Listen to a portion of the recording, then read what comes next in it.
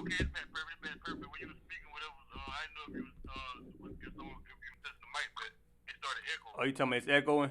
Yeah, I fixed it. It was. It's not doing it now. It's perfect. It's well now. Okay. Yeah, for the brother Xavier, just you know what I mean, do like I just told you, just get the color tabs and whatever classes you see, whatever precepts the generals, captains, and officers go over, you just write down those precepts, all right? All right, appreciate it. As you become a trooper and an officer, it's gonna become easier when you start to teach, and as you get taught more and more this truth, this knowledge, you know what I mean, it's gonna be more easier for you know what I mean, you to know where the precepts belong. You got a topic, so you got a topic that you want to name the class?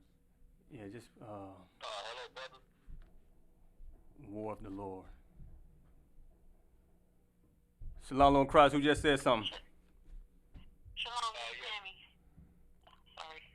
Tammy. Sorry. She said, Sis Tammy?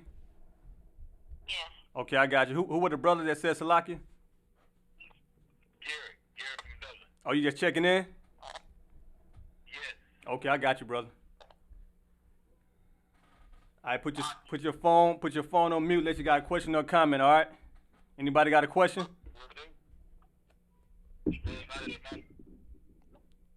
Who is this?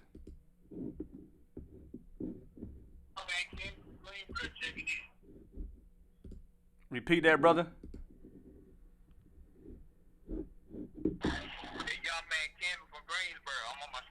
Okay, I got you. All you had to do is say Kevin. You know I know who you is.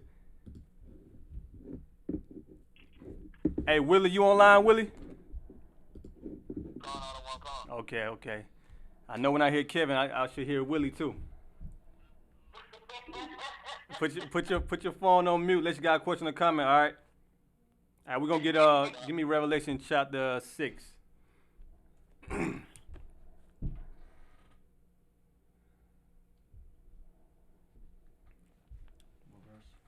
Matter of fact, before we get into that, give me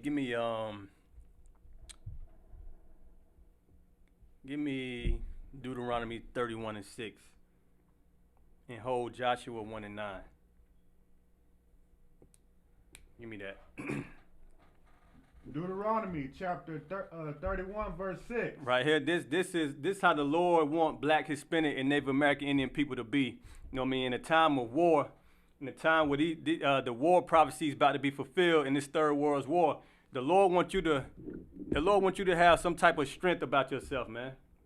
The Lord don't want you to be weak and doubtful and out here breaking the laws. That way he can destroy us. So the Lord wants a certain type of man, a certain type of woman to serve him, man, to be faithful in these laws, statutes, and commandments in this work. You know what I mean? This is the type of man, this is the type of woman the Most High want right here. Go ahead, read it. Verse 6, be strong. Be what? Be strong. Be weak. Be strong. Be gay. Be strong. Be an adulterer. Be strong. The Lord wants you to be strong, man. We over here in Babylon, in America, under our oppressor, being oppressed by these heathens. The Lord wants you to be strong, man.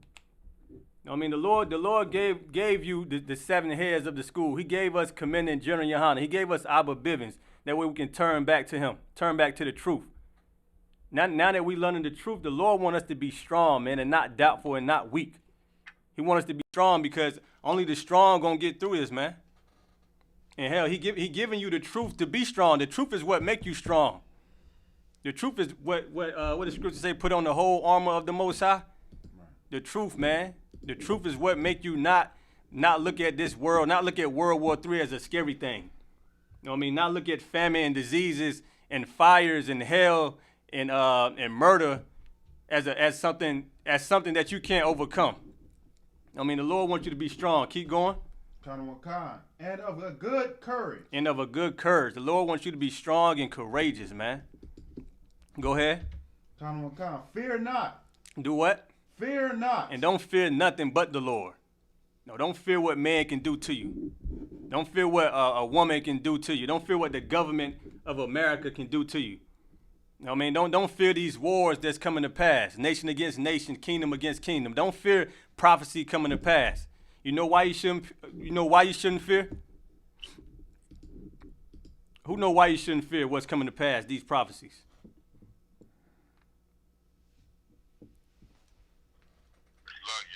Go ahead. Is it because that's the beginning of Jacob's kingdom? No, not that. Why shouldn't we fear? Something simple.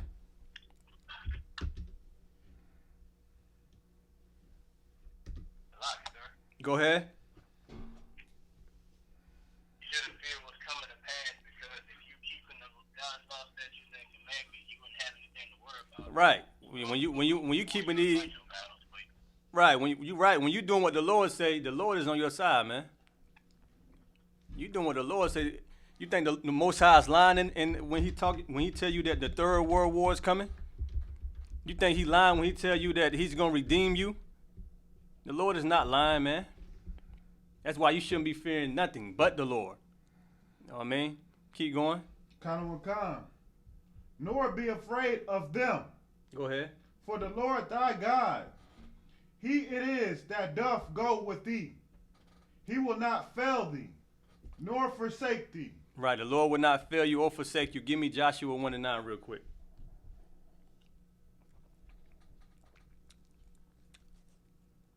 Joshua chapter 1 verse 9. Have not I commanded thee? The Lord said, have he not commanded thee? Go ahead. Be strong. Be what? Be strong. Go ahead. And of a good courage. Go ahead. Be not afraid. Go ahead. Neither be thou dismayed. Right, the Lord said, have not he commanded thee? The Lord commanded us. First of all, you got to be strong in all situations, in all generations, man. The Lord told us this during the time of Moses, during the time of Abraham, man, during the time of Joshua. The Lord said, have not he commanded us to be strong and fear not. So when you hear about these wars, this third world war, and this famine, and these earthquakes coming to pass, and you seeing it pass, it's not for you to fear. It's not for you to be scared, especially when you're serving the Most High. Now, if you in the world on the opposite side, then yeah, you're going to fear that the ground is shaking. You're going to fear when you see the Lord sending fires, where is it, in Australia? In Australia and killing 500 million animals. You know what I mean? You're going to be wondering, you're going to be dismayed and appalled and shocked at what's going on. Why? Because you don't have these precepts down, man. You don't have this truth. You don't know prophecies in the Bible. So you're going to be shook. But as long for the brothers and sisters who wake up to the truth and start serving the Lord, you're not supposed to be scared, man. It's a commandment for Black, Hispanic, and Native American Indian people to stand up and be strong. Keep going. Khan. I just want you to read that precept. When you're done with that, give me the Revelation chapter 6. For the Lord thy God is with thee whithersoever thou goest. Right, that's heavy. The Lord is with you wherever you go, man. The Lord was with us in the Holy Land. Now we over here, thousands of years later, the children of Israel is in a strange land, and another being oppressed by another people, by another group of heathens. We over here thousands of years later, and the Lord is still with us, man. The Lord found out how to give us the truth all over again by setting up men like Commander General Yahanna. So we over here in America, thousands of years later, and still commanded to be strong, man. Go ahead. When they say, when the Muslim right there speaking saying he had commanded us to be strong, do we count that like as a commandment? Like, that's like a commandment, correct? Yeah. That's why I put it the way I put it.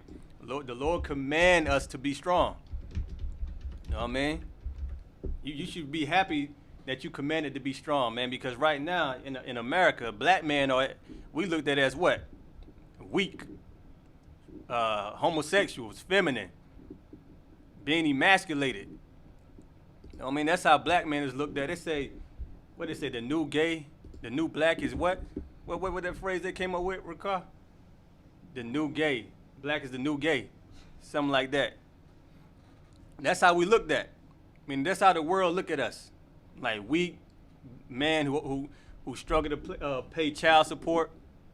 For one, we shouldn't even be on child support, but we struggle to pay child support. We always committing crime. We get thrown in jail. We get back out, commit another crime, get thrown in jail. We always killing one another. We just disgusting the filth of the earth, man. That's how they look at us. And the Lord said, be strong. You want the world to look at you as a strong nation?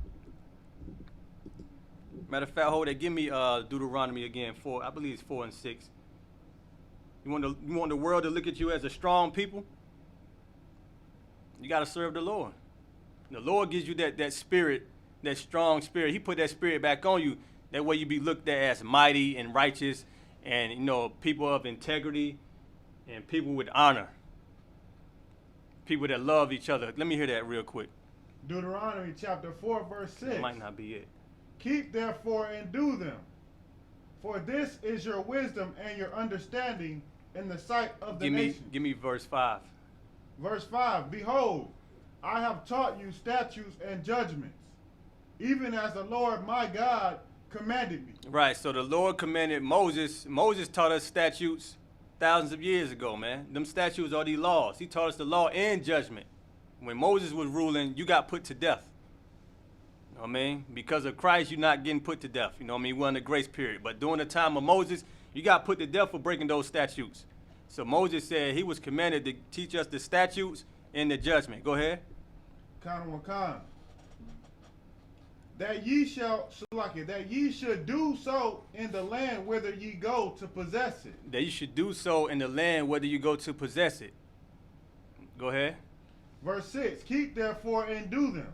Go ahead. For this is your wisdom. This is your what? This is your wisdom. This is your wisdom. Go ahead. And your understanding. Go ahead. In the sight of the nations. This is our wisdom and our understanding in sight of the nations. So if you want the nations to look at you as righteous and not disgusting, not criminals, not people that kill your babies in the abortion clinic, you got to follow this wisdom. You got to not kill your baby. You got to not want to be on the strip pole. You got to not eat pork. I seen rapper Boosie on Instagram eating pork.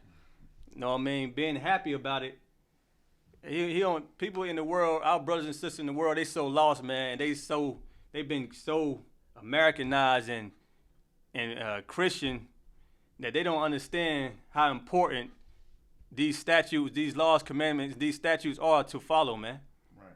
We don't understand it. Our brothers and sisters in the world, they don't understand how important this is. Like, the Lord really is going to kill you for breaking these laws if you don't stop. You know what I mean? Keep going. Which shall hear all these statutes and say, surely this great nation is a wise and understanding people. Right. That's what the heathens would say about black, Hispanic, and Native American Indian people. Read that again. Which shall hear all these statutes and say, surely this great nation is a wise and understanding people. They would consider us a great nation, a wise and understanding people if we turn to the Lord. Right. But if we turn to Esau and do what Esau wants to do, then they're going to be like, yeah, this is the LGBTQ community. You know what I mean? Black people don't have a problem with homosexuals. You know why? Because their oppressors legalized it. He said it was all right. Meaning that's our new commandment now. Whatever our oppressor tell us is right. You know what I mean? We want to smoke weed. Esau, he legalized weed. Guess what? We commanded to smoke weed. So now you can be a homosexual. Now you can be a weed head. Now you can be what else legal? You can eat pork. You know what I mean? You can hate black people. Anything that Esau legalized, we think is of God. Because we look at Esau as our God. You know what I mean? I be seeing some black people be like, you know what I mean? They don't have a problem with homosexuality, or they don't have a problem with black people being gay because they got a relative in their family. One of their family members is gay. But that same black person that have a problem with a rapist, you know what I mean, or a pedophile, thinking that one sin is better than the other. They both discuss it in the eyes of the Lord. You know what I mean? If you hate homosexuality, you gotta hate pedophilia, you gotta hate rapists, you gotta hate adulterer, right. Fornicator, you gotta hate eating pork, gotta hate murderers, you gotta hate the evil. Give me that scripture, hate the evil. You gotta hate the evil, man. The same person who don't go ahead, sis. I was just gonna say that my family, I come from a big Christian family, and I was talking to my cousin. Even though she understood what I was saying, she said to me, "This is what I've been doing all my life, so I'm gonna keep doing it." So it's like a tradition. I don't know if they're afraid to get out of it or just don't want to, but she understood where I was coming from, explaining to her who we were, but she just was like, "This is what I've been doing, and I'm gonna keep doing it. It's been working for me." You said she said she's a Christian and she's gonna keep being a Christian. Yeah, I come from a big Christian family, and even though she understood what I was saying to her about who we are, she just was like, "This is what I've been doing, and I'm going to keep doing it. It's been working for me." So I don't know if she was afraid to come out of Christianity or just being hard-headed. I don't know what it was, but she just stuck. Like, Look, she's not no different than brothers and sisters that came into the truth. We was like that in the world too. You know what I mean? I had a hard time with stop smoking weed. You know what I mean? If you would have told me about the truth with a blunt in my mouth, if I would have came to camp with a rolled up blunt, I would have been looking at the captains in general smoking weed like, man, what are these Negroes talking about? I'm going to do this till I die. You know what I mean? But it's something that's going to come upon her. Hopefully something come upon her where the Lord wakes her up. You know what I mean? Only, the Lord bring them into the truth. We put the information out there. We put the truth out there, and the Lord moved their spirit. You know what I mean? Now, that's on her. Like, she's not the only one saying that. Like, that really holds no weight because we consider all blacks, Hispanic, Native American, Indian people Christians in the world. We was all Christians in the world before we came into the truth. So the fact that she want to hang on to that, and she probably more than likely doing some disgusting act that she ain't revealing. You know what I mean? That she happy about. But once the Lord put his foot in her behind, you know what I mean? Her life started getting worse and worse. And she keep hearing this knowledge that we bringing out. You're going to see she start to change. You know what I mean? A few more wars and earthquakes and, diseases and bodies dropping in her family. You'll start to see some change. Go ahead. I have a precept for what you're just saying. Hold on. Go ahead, Ricard, go ahead, read. Amos verse 5, Amos chapter 5 verse 15. After this, Brother Willie, then I'm going to let you read it. Verse 15, hate the evil and love the good. Lord said, hate the evil and love the good. She got to hate Christianity. Christianity is evil, man. How do I know? Black people been Christians. What good has Christianity did for black people? Right. Ask your relative that. What good is coming out of Christianity that the Lord approves of? I bet you her pastor, if he ain't committing adultery, he's a homosexual. Right. He one or the other, or he's stealing tithe money. He breaking one of these laws in the Bible. And what good is that doing for black people when the Lord gonna kill you for transgressing the law? The only reason men are not coming to your house and putting you to death now because of Christ. Right. But if we was in the kingdom of heaven right now, people would be getting put to death. There would be no LGBTQ community. Right. If they do try to create that, they would be put to death. Brother Willie, go ahead.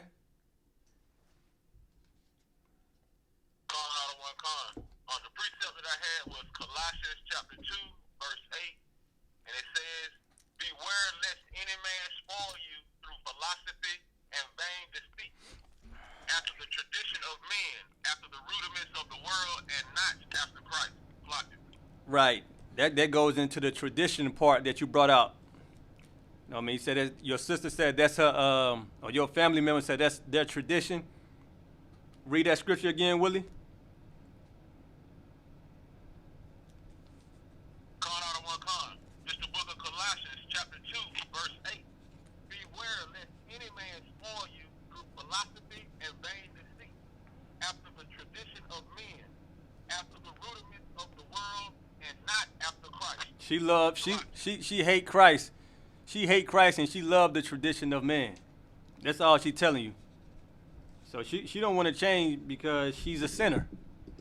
And she loved the evil and she hate the good. That's all. Give me now give me Revelations. So the fact that she's saying that she understand that she believed that we Israelites, that's not good enough for the Lord. If she know that we Israelite, then it's a certain way Israelite gotta live their life. And if she not gonna follow the law, statute, and commandments that Israelites are commanded to follow, then her knowing that she's an Israelite, that's not good enough.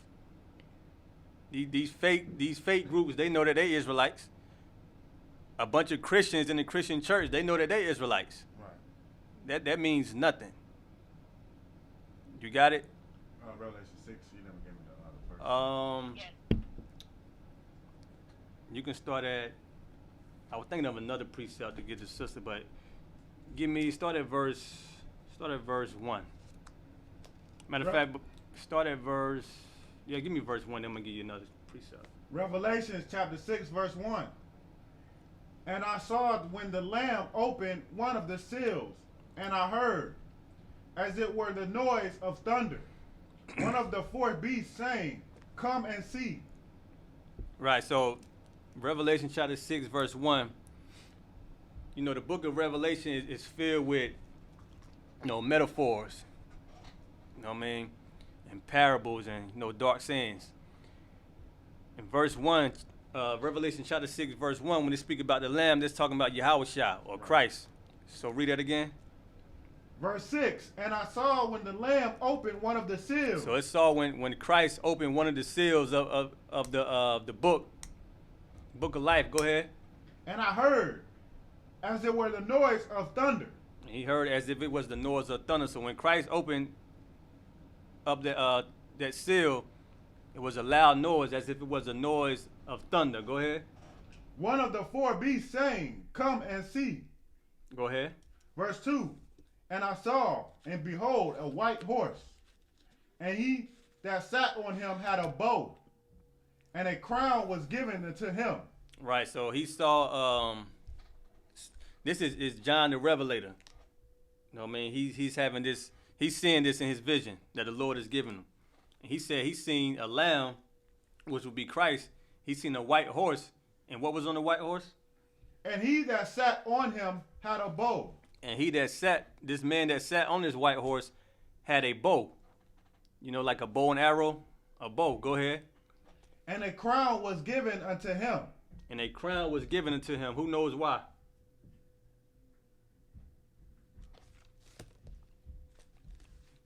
The man that sat on this horse had a bow and a crown was given to him. Go ahead. Is it because of power? Give me more. What you mean by that? Because Esau got power too. Heathens got power. Creflo Dollar, he got power. Is that Creflo Dollar with the bow in his hand? Wow.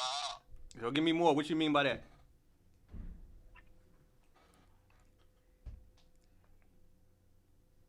Martin Luther King had power. I know you ain't saying men like MLK sitting on a white horse and giving the crown. Somebody break that down to me. Sir, what I was saying is that you were given power to go out and do the things that the Most High gave his order or instruction to do. But what I mean that's give me more though. Like the Lord gave him power to go out and do what? What is he doing when he go out?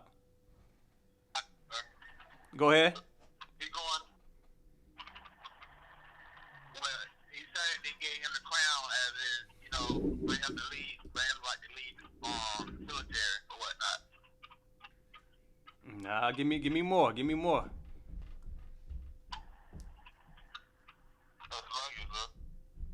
Okay, what the bow represent and what did the crown represent? Go ahead. I love you, sir. Go ahead, Kevin. It's because he like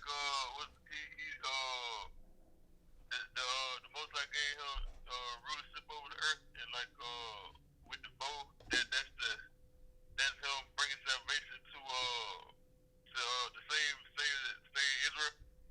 You own it. You own it. But this is, I I ain't gonna give it to you, but you own it, Kevin.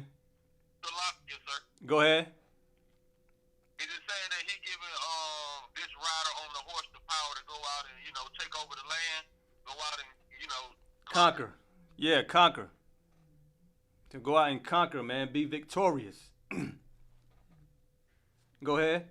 Now, when it's talking about horses, it's talking about these the spirits that the Lord put on the earth. Right. You know what I mean? So don't think of a horse, a physical horse. Just think about spirits, the spirit of conquering coming into the earth. Go ahead. And he went forth conquering and to conquer. And he went forth conquering and to conquer. Keep going. Verse 3.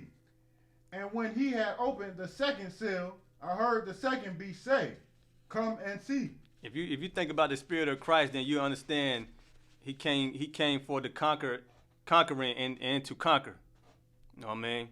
That what Christ, when Christ went up on that cross, when he died, he gained rulership over the earth by sacrificing his life for the nation of Israel. Go ahead. Verse 4. And there went out another horse that was red, and power was given to him that sat therein to take peace from the earth. Right, so the next horse was a red one. The first one was a white horse. The second one is a red horse, and it says what? Power was given to him that sat therein to take peace from the earth. Power was given to him to take peace from the earth. Keep going. And that they should kill one another. And there was given unto him a great sword. Right, so power was given to him to take peace from the earth. What do that mean? That one line, power was given to him to take peace from the earth. What do we know about this red horse?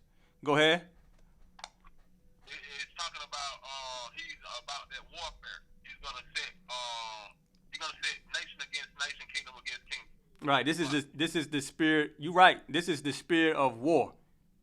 I mean, the Lord put the spirit on war in the earth. So you hear a lot of people, a lot of Christians. They say the Lord is all love. Right. The Lord is about love and peace and everybody integrating and coming together. The Lord put this spirit of war on the earth also, man. The spirit to take peace from the earth is what the Lord put in the earth. So this red horse is the spirit of war. So when you see all these wars taking place on earth, that's because the Lord put the spirit of war in the earth. So nation against nation, Iran and Russia and America about to get it on. That's the spirit of war that the Lord put in the earth, man. To take peace from the earth. Christ said what? Christ said he came not for peace, to bring peace, but a sword, man. Go ahead, sis. Is Revelation all John the Revealer about Christ? You said Revelations. I haven't. Is Revelation only about Christ? No. Is it all from John the Revealer? And it's about Christ and what he's coming to do? I mean, I haven't read all of it, but is that? I mean, certain scriptures about Christ coming back to destroy the nations, but it is by John the Revelator. Okay, I'll learn that. I just wanted to know, when I read it, just to understand what I'm reading. Yeah, it's about John the Revelator. John the Revelator on the island of Patmos. You know what I mean? The Lord gave him these visions. So Okay. some context is about Christ, and other context, it depends on what the context is. Everything is not about Christ though. Cause you got something about the heathens being destroyed, Right. and it's just different. It's different. It touch on different things. All right. I'll learn it later, but I just wanted to know that. Okay, thank you. All right. As you learn it though, if you got any questions, just let me know. I will. Or whatever class, man. We got a lot of classes. Whatever class you get on, like online classes or whatever Jerry Muhammad class or whoever you call and try to get the answer from, just make sure you don't come up with lean on your own understanding of the scriptures. Right. Go ahead, Carl. Count on one con. Verse 5. And when he had opened the third seal, I heard the third beast say, Come and see. And I beheld, and lo, a black horse. So now we at the black horse. We got a white horse, we got a red horse, and we got a black horse. So we got the spirit of conquering and to conquer. Then you got the spirit of war. Now we're at the black horse. Go ahead. And he that sat on him had a pair of balances in his hand. And these horses are spirits that go to and fro through the earth, whatever the Lord tells them to go. You know what I mean? To carry out the Lord's mission. You said the black horse, read what after the black horse again? And he that sat on him had a pair of balances in his hand. And the one who sat on the black horse, he had a pair of balances. What does that mean, a pair of balances in his hand? Go ahead. That means he's about to render out justice and judgment. Tell me what the pair of balances is, though.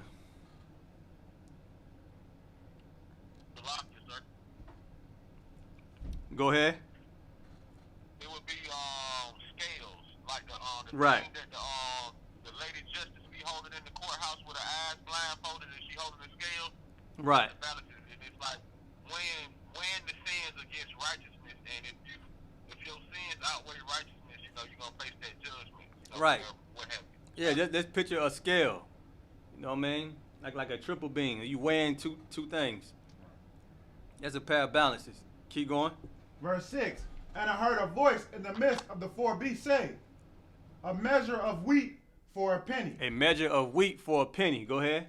And 3 measures of barley for a penny. Go ahead. And see and see thou hurt not the oil and the wine. So it said a measure of wheat for a penny and 3 measures of barley for a penny. Who can break that down? So on this balance, on this scale, you got a measure of wheat that costs a penny, and on the other one you got a measure of 3 barleys also costs a penny. Who can break that down? What is this black horse? What is it talking about? What is it representing on this scale?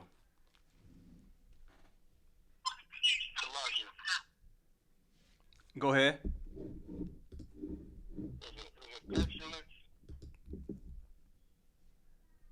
No. Go ahead.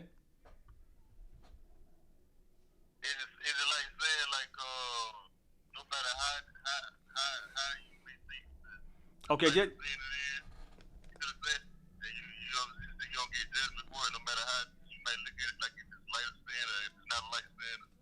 You know what I'm saying? just break down the part about the wheat and the barley. Why does it say wheat with the wheat a penny and the 3 barleys a penny? Go ahead. Is it talking about the slave trade? Talking about how it's gonna buy and sell the Israelites in slavery? No, not that. Why would the wheat and 3 barleys be the same price? It's cost the same. It said 3 barleys is a penny and the wheat is a penny. What does that represent? What is that talking about? Go ahead. Is it talking about comparing one sin better than the other? It's both still the same. They both still ain't good. Nope, not that. Does it mean that small or great, rich or poor, we're all going to be judged? Nope, not that. You want to take a stab at it? Come on now.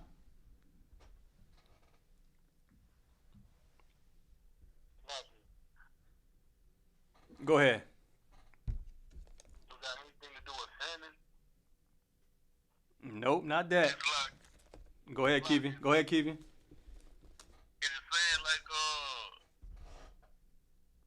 how you know how the rich of the earth think like they money is like no saying, you know? Is it saying like no matter if you got this kind of money or you got this money, you know what I'm saying, you still get judged the same? It's talking about how you pay how you pay more money for something of a lesser value. How you pay more for way less. It's like in the past, the food. What were the food prices? Just think about growing up. The Hawaiian punch in a can was probably what at the laundromat? A quarter? How much is a Hawaiian punch now? How much is your bread now? Salakia, sir. Go ahead. You talking about inflation, Give me more. meaning like what you're going into right now. Back in the 80s, gas prices was like 75 cents. Right. Now you got to pay $3-4 per day. Right. Talking about the inflation. Right. It's different. The things were worth less. Right. Today, in the end time, the prices of things are gonna go up. Right. And then it's like you paying more for something that you like. You think about the food that you're eating. It's not what Jeremiah Muhammad said. We eating the best of the worst. Right. You're not even eating healthy, good food. You know what I mean? So you paying a lot of money for something that shouldn't even be that high. Right. So like, go ahead. Does this? I have a question. Does this just pertain to specifically food or just prices? It's overall? talking about famine. Famine. Because that's what it's talking about. It's talking about famine. The Lord putting the spirit of famine in food shortages in this earth. You know what I mean? Come on. Read it again. Verse 6. And I heard a voice in the midst of the four beasts say, a measure of wheat for a penny. A measure of wheat for a penny. Go ahead. And 3 measures of barley for a penny. And 3 measures of barley for a penny. Go ahead. And see thou hurt not the oil and the wine. And see that thou hurt not the oil or the wine. Keep going. Is the next scripture go in on that, or let me hear it? Verse 7. And when he had opened the 4th seal, I heard the voice of the 4th beast say, come and see. Okay, so give me the verse before that one more time. Come on. Verse 6. And I heard a voice in the midst of the 4 beasts say, a measure of wheat for a penny, and 3 measures of barley for a penny. And see thou hurt not the oil and the wine. Right. As time goes on, the bread, the gas, all that is gonna get higher and higher and higher, just like your rent. Right. a lot of people moving out of their house, their apartment. Why? Man, they done boost the rent up $150 extra, man. You staying in the same apartment you've been in about 5 years. It done went up. You know what I mean? Go ahead. Okay, yeah, I just wanted you to elaborate on that a little bit, but I think I got it. So we're going to be paying more for basically the same thing that we've always been having? Yeah, that's what you're doing now. You go into the store, you're going to see the honey buns and the cakes and everything. They put a little extra 10 cents on it. You know what I mean? They put a little, an extra $1 on it. You like, damn, ain't this the same honey buns for 20 years ago? Right.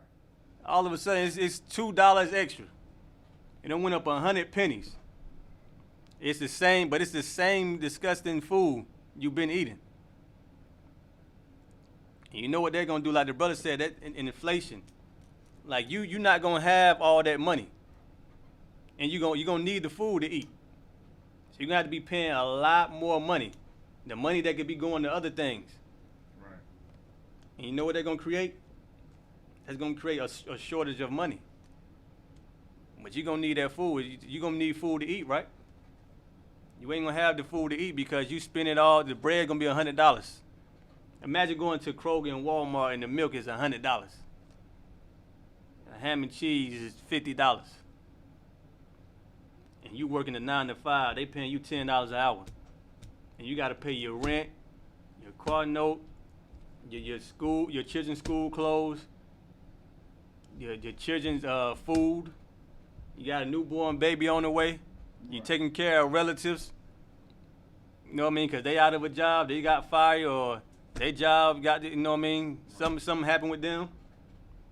And you go into the store and everything $100 and up. Something that was probably $1.50 10 years ago. You know what I mean? Go ahead. So does that go back to your previous scriptures about how we should be strong and not worry about that because it's the truth? I mean, we should be strong in all these situations. I brought that out first because no matter what happened, we should be strong in the Lord. Now, we read the Bible the Lord gonna give us what we need. Right. That was my point of bringing it out. Like, don't doubt yourself. Don't be in the spirit of fear and scared, because as long as you're in the I.S.U.P.K, Commander General Yahanna, with the spirit of the Most High in Christ, He's gonna make sure you good. So you don't have to worry about that. I mean, you're gonna have brothers. You need some food, you're gonna have brothers come and drop the food off to you. That's gonna last you for a month, probably even more, depending on what you need. So yeah, that's why I brought that scripture out first. Keep going, Ricard. Come. Verse 7, and when he had opened the fourth seal, I heard the voice of the fourth beast say, come and see. Verse 8, and I looked, and behold, a pale horse. A pale horse, go ahead. And his name that sat on him was Death. And the one who sat on the pale horse was Death. Go ahead. And hell followed with him. And hell followed with him. Go ahead. It's like it. And power was given unto them over the fourth part of the earth, to kill with sword, and with hunger, and with death. Right. The sword was the pale horse and the spirit of war, hunger, famine, that black horse, and the spirit of death, that pale horse. Who said Salakia? Kieran, sir. Go ahead. With the end of verse 6, where it says, see, thou hurt not the oil in the wine. Is that referring to like how you just brought it, like with the Lord being with the I.S.U.P.K on the command general, like saying that like the I.S.U.P.K not hurt? Yeah, we gonna be drinking wine. Right. You know what I mean? We're gonna be eating good. You're gonna need that oil, that anointing oil. You're gonna need that wine. You know what I mean? We're gonna be good as long as you serve the Lord. Go ahead. And they even go a little deeper on that point. When you go and look at the price of alcohol, the liquor, the beers, the wines, and all that, those prices have never changed. They have stayed the same, consistently stayed the same. It take a black man to know that, right? Right. Yeah, you right. But that price of that bread gonna change. You know what I mean? The demand from your woman of that child support, that's gonna get higher. But it's dealing more with famine though. What scripture was that? Verse 8. Go ahead. From the top. Yeah. Verse 8, and I looked, and behold, a pale horse, and his name that sat on him was Death, and hell followed with him. So this the spirit of death, and hell followed with him. You know what I mean? So that's your disease. All the thing, everything that brings death. Like this is a monster. This is a dangerous spirit, man. Spirit of death and hell follow him. You know how black people say they living in hell? Think of all the things we go through. That's the spirit that the Lord put on the earth. Spirit of death and hell. Right. Keep going. Come. And power was given unto them over the fourth part of the earth, to kill with sword, and with hunger, and with death, and with the beast of the earth. So those are the spirits that the Lord put on the earth. That's what's running to and fro through the earth right now. Spirit of war, spirit of death, and hell following it. Spirit of famine, and you know what I mean, shortage of food, starvation, and then the spirit that go to and fro through this earth conquering. You know what I mean? You follow Christ, you're gonna be the spirit of going to and fro conquering through the earth. You know what I mean? That's waking up brothers and sisters and coming to this truth. We conquering this earth as we do that. You know what I mean? We making the angels proud. Give me that scripture. The angels rejoice in heaven. Go ahead. The verse just read, also just read, verse 8. That's good. So like the Christian leaders, all Christian, when they, you know what I'm saying, because that's the Lord. So you know how when something bad happen, they swear it's the devil. You know what I'm saying? Like this right. Is showing that the Lord is doing this. Like, right, you're right. The Christian quick to say, "Oh, that's the devil right there. That's the devil. That's the devil." But what they don't know is, no, that's the Lord behind it. The Lord, listen, even the angel, Satan the angel, get permission from the Most High. He don't go out and do what he want to do. He created for that purpose. So even if they say that's Satan or that's the devil, the Lord is behind that, man. But this the difference though. A Christian to say, well, the Lord created evil, so that means the Lord created sin or he created homosexuality. Right. Who can? That's not true. Who can prove that that's not true? How will you answer a Christian that try to break down that the Lord created evil, meaning he created homosexuality or he created sin? How would you respond to that? I don't know who said it first, but who was it, Brother Kevin? Karwan, Shalom, Yabashin, Shabrakatah. Go ahead. I need a straw. If he created sin or homosexuality, then he couldn't punish us for doing it because, he created it, and it'd be like he tempting us with evil. You saying the Lord created homosexuality and sin? No, I'm saying if he did, then he wouldn't be able to punish us for it. It'd be like he's tempting us, and we know he don't tempt us. Sluggy. I got a precept to back up what you just said when you said the Lord don't tempt us. Okay, hold on. So yeah, you're right. That's what yeah, the Lord didn't do it, but how will we prove that he didn't do it? Because a Christian believes that. A Christian to tell you that if the Lord created evil, wouldn't that mean that the Lord created homosexuality and he created adultery for us to do it? How will you answer a Christian? Go ahead, sis. When we go back to the scriptures when he destroyed Sodom and Gomorrah. Hey, that's a good example. That's a good example of him punishing them. Hold on. That's a good example of him punishing us for committing those acts. And really it was the Hamites that did that, but that's a good story, where you can bring it out how he hate homosexuality, but that's not going to convince the Christians that you're right. I'm talking about a stout Christian. A Christian, like, yeah, you talk about Sodom and Gomorrah, but you're not proving that the Lord didn't create it. How will you answer that? A Christian telling you that the Lord created homosexuality or the Lord created sin, period. How will you respond to them? If you tell them he destroyed Sodom and Gomorrah, they're just going to say, well, he just created something he decided to destroy it. That's not going to answer the question. Right.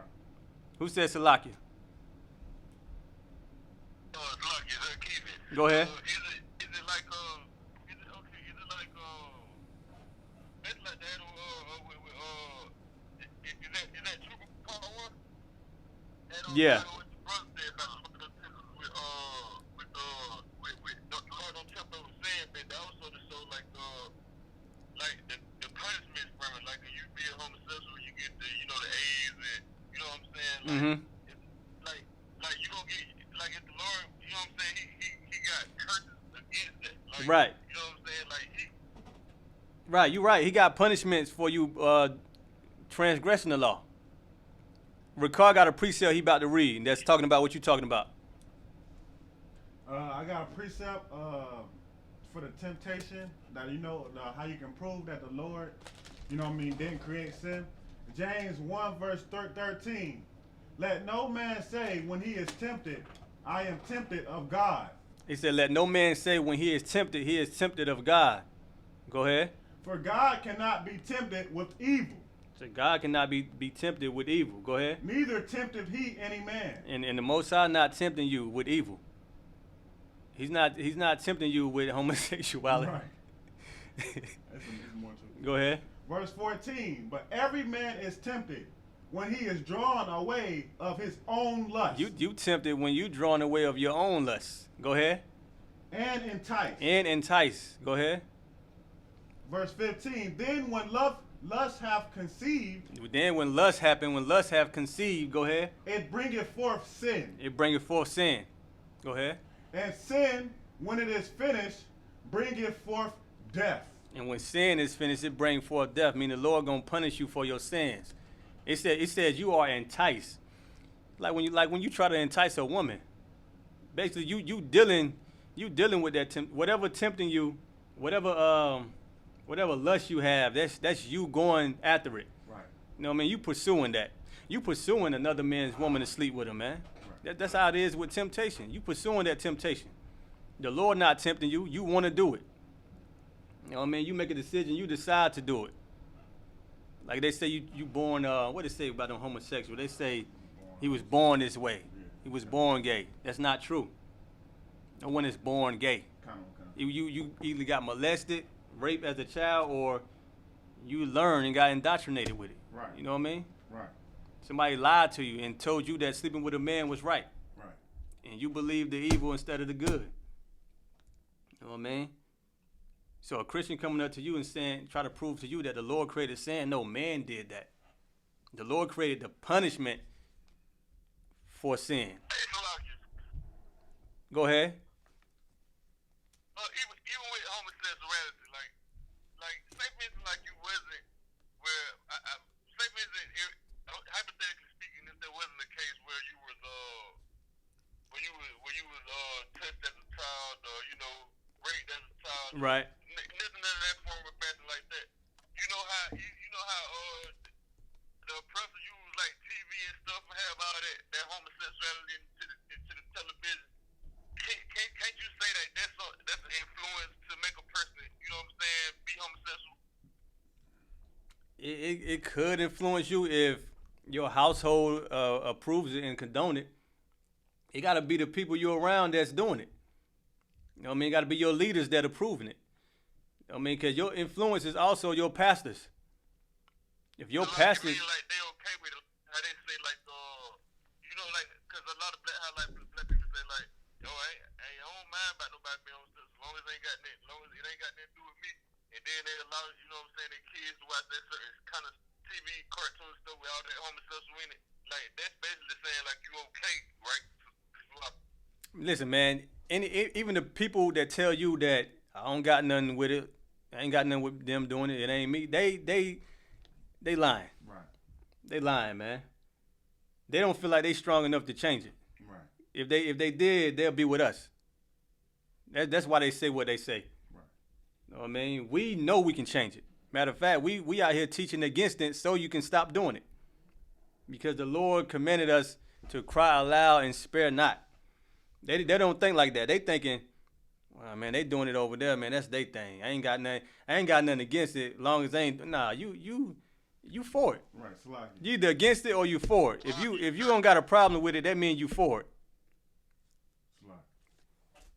Yeah, and that's heavy that you said that because that's so true. Anytime you hear somebody that normally be on the, well, I don't got a problem with homosexuals, let their child turn out to be gay. You'll see that. They'll eventually say they'll accept it, but that's not what they want for their child. You know what I mean? I know it from my cousins. You know what I mean? One of my cousins is a lesbian.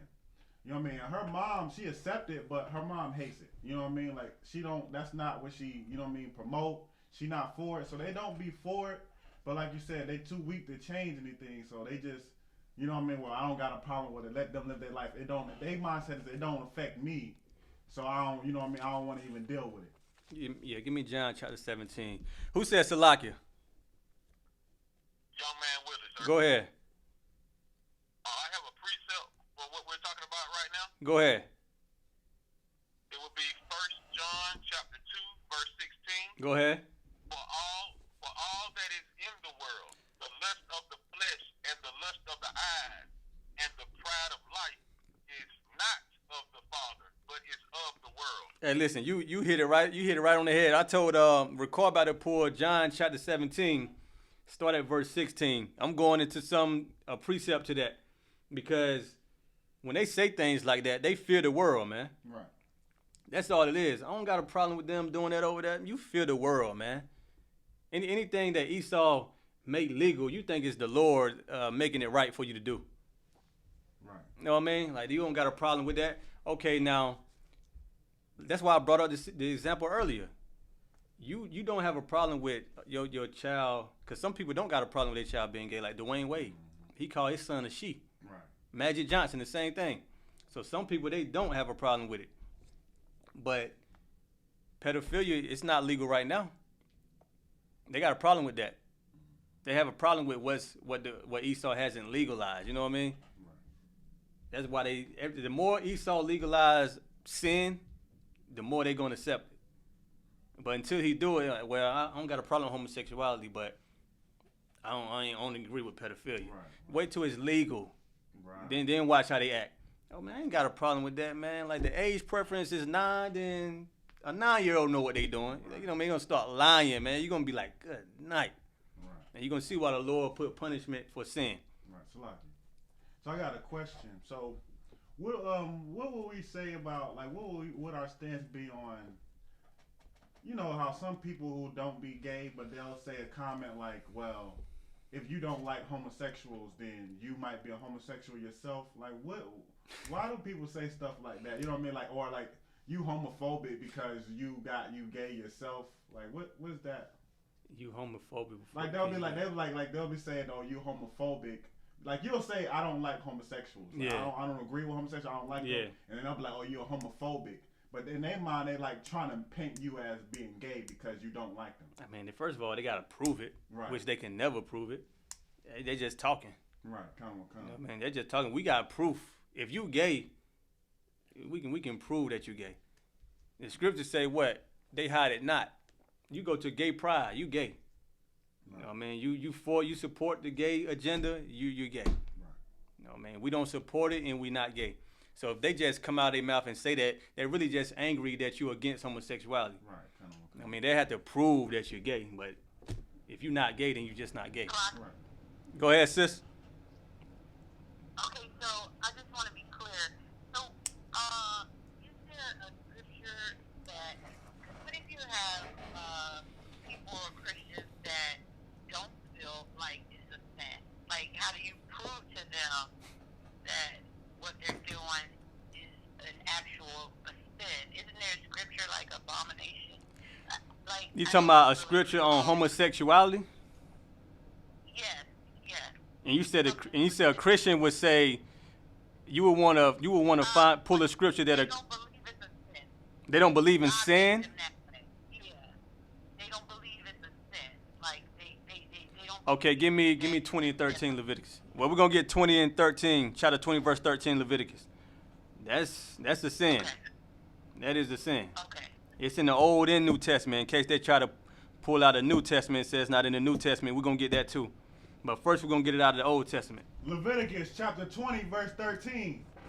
If a man also lie with mankind, If a man lie with another man, as he lieth with a woman, a man's supposed to lie with a woman. But if he lie with a man, as if he lying with a woman, go ahead. both of them have committed an abomination. Right. Both those men has committed an abomination. Is this just for the man too? Yeah, I was looking for. That's what I was looking for. That's Leviticus chapter 20, verse 13. It go for men and women. Thank you. Yeah. Go ahead. They shall surely be put to death. During the time of Moses, you would be put to death. And a lot of times, give me Ecclesiastes, what is it, 11 and 8 or 8 and 11? Give me 11 and 8 real quick.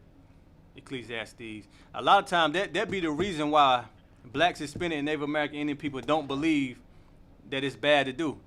First of all, they in a society, in a land under their oppressor who's telling them that it's all right to do it and making it legal for them to do it. Now you got the LGBTQ community. You got Atlanta as the safe haven of gay people. So they looking at it like, man, the world is for it. We ain't about to get punished because if you fight a gay person, they say, what, it's a hate crime. So the world is for homosexuality. That's why they feel like, well, we ain't gonna get put to death for this, so they continue to do it. But if you was getting put to death for it, how the Lord really wants it, then you'll understand. And if you was following Christ and you understand that not only did you not have to kill a homosexual, but you also can teach them how not to be a homosexual. To teach them how to live and not die in their sin. You'll understand it better. The spirit behind the law. You got it. What I tell you to get? So like you said, Ecclesiastes 11 and 8, but I think it's 8 and 11. Yeah, give me 8 and 11. Ecclesiastes 8 and 11. Because sentence against an evil work is not executed speedily. Because sentence against an evil work, because judgment against homosexuality is not executed speedily, and this time we under grace right now, so we not putting nobody to death. The Lord gonna do that. But in the past, you know, I mean, you might get a little, some people who think that they got away. You know, man, you got people right now who live in the life of sin. They think that they getting away, eating that swine, pork, that shrimp, crab, and lobster. They feel like, man, if the Lord really wanted to kill me, I done smoked 3 packs of cigarettes, 3 packs of Newports a day. I ain't died yet. Right. I ain't got cancer yet. If the Lord really wanted to kill me, I would have been dead. I'm 50 years old now. They think they got away. Read a verse again. Because sentence against an evil work is not executed speedily. Because sentence against an evil work is not executed speedily, because you're not dying as soon as you commit the sin. Go ahead. Therefore, the heart of the sons of men is fully set in them to do evil. That's why it's setting you to continue to sin and be evil, man. Yeah, nobody ain't killing me. Ain't nothing bad happening. Well, man, I'm gonna go rape this little girl, man. Right. You know what I mean? My friend just got away with it. You know what I mean? I'm gonna go sleep with another man's woman. You know what I mean? I seen the Christian pastors do it. Everybody love the Christian pastor. Why I can't do it? Right. You know what I mean? Ain't nothing bad happening to you when you commit sin. You think this is all good. Keep going. Come. When we go to the next verse. Mm-hmm. Verse 12. Though a sinner do evil 100 times, and his days be prolonged, yet surely I know that it shall be well with them that fear God. Right. The Lord says it's going to be well with them that fear him. Fearing the Lord means you got this wisdom. You got these laws, statutes, and commandments. You know not to be a homosexual. Put your phone on mute. Put your phones on mute. The Lord said, though a sinner, he commits sins 100 times. Read that part again. Verse 12. Though a sinner do evil 100 times. Though a sinner do evil 100 times. Go ahead. And his days be prolonged. And his days be prolonged mean he living. You know what I mean? He done committed adultery, did all type of unlawful acts. You know what I mean? He done slept with animals. He ate unlawful food. You know what I mean? Pork, shrimp, crab, and lobster. He done murdered people. He done lied and stole from people. Right. He done did all those evil acts. And he's still living. You know what I mean? Go ahead. Yet surely I know that it shall be well with them that fear God. He don't fear God. Go ahead. Which fear before him. Verse 13. But it shall not be well with the wicked. But it ain't gonna be well with the wicked, according to the Most High. Go ahead. Neither shall he prolong his days, which are as a shadow, because he feareth not before God. Right. So you can now, if you're a person who commit, if you are a sinner in the world and then you turn to the Lord, that's different. I mean, that's how we came into it. We were sinners and we turned to the Lord. If you're a sinner who continue to be a sinner because you don't believe in God, you don't believe that homosexuality is evil, then the Lord gonna give you AIDS and put you to death. You know what I mean? Believe me, Atlanta, we know. You know what I mean? We down here in the gay capital. You know what I mean? They got certain areas where they got the LG, you know what I mean? They got the homosexual people that got diseases. You know what I mean? They got certain spots where they be at. And they there just dying, man. You're not going to live if you sin against the Lord. You can't live. You know what I mean? And if you think where everybody died, then you right. Everybody do die, but we also come back. And the Lord going to punish you when you come back. Right. For what you did in your prior life. And the ones who did right, the Lord, they're going to be blessed. Who said Salaki? Brother Keegan? Go ahead, Willie. Going out of one car. Could we use 1 Corinthians chapter 6, verse 9 and 10 for that precept? Yes. In the New Testament about... Yes, about effeminate and all that. Going out of Yeah, that's a precept. Also, give me what is it? Romans chapter 1:25. Give me Romans 1:25. Yeah, come on. This for the sister. This the New Testament in case they try to, the Christians like to pull, well, it's in the Old Testament. They think Christ did away with the law anyway. You know what I mean? This is the law class, so they'll think that Christ did away with the law. That's the Old Testament. You know what I mean? You couldn't be gay in the past. You can be born gay now. The Lord make you born naturally gay. This is a precept to prove that they wrong. Romans chapter 1, verse 25. Who changed the truth of God into a lie. Who changed the truth of the Most High into a lie? Go ahead. And worship and serve the creature more than the creator. Who's the creature?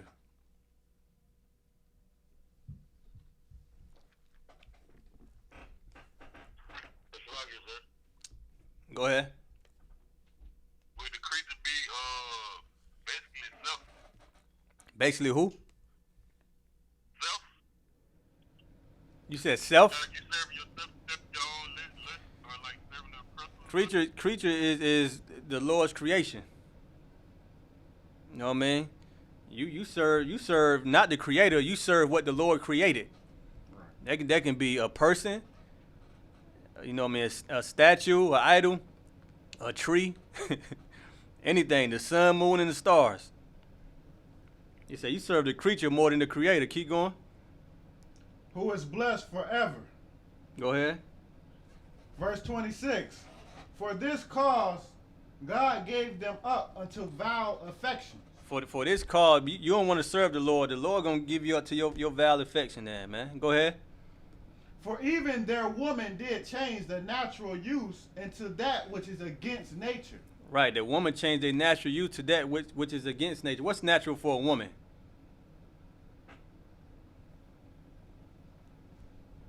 What is natural for a woman? Think about what we going over. Go ahead. The natural use of a woman would be for her to get with her husband and make some babies. That's it. That's it.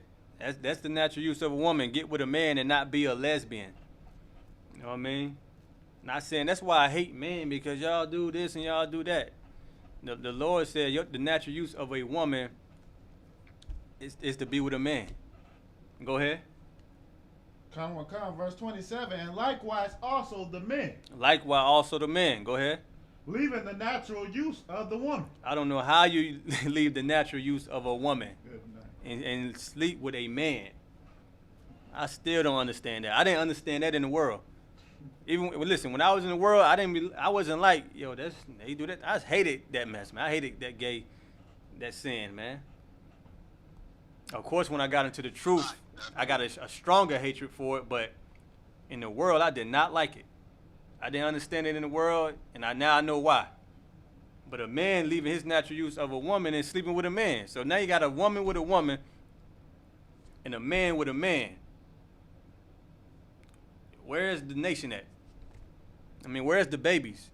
Because those lesbians, two men sleeping with each other and two women sleeping with each other, they acknowledge that they can't have babies. But we so wicked. Black people, Hispanic, Native American, Indian people so wicked, they'll even go far as to say, well, I just have a sperm donor.